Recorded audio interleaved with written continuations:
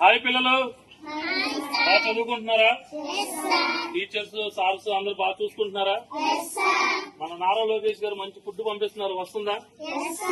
ఇవాళ మనం దేనికోసం మీటింగ్ పెట్టుకున్నాం?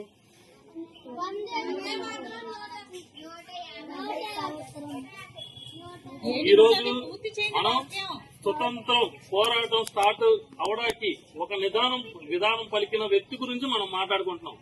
ఆయనే మన ఫోటోలో కనబడుతున్న వ్యక్తి.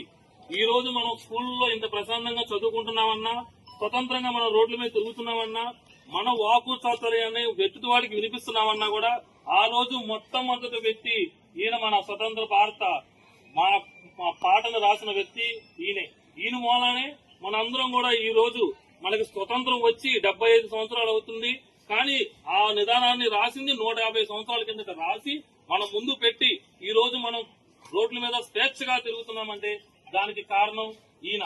ఈయన రాసిన నిదానాన్ని పట్టుకొని ఆ రోజు మన మహాత్మా గాంధీ గారు ఆయన ఒక్కటిగా మొదలయ్యి 75 సంవత్సరాల కిందట మనకు స్వతంత్రం తీసుకురావడానికి ఆయన స్టార్ట్ చేసింది.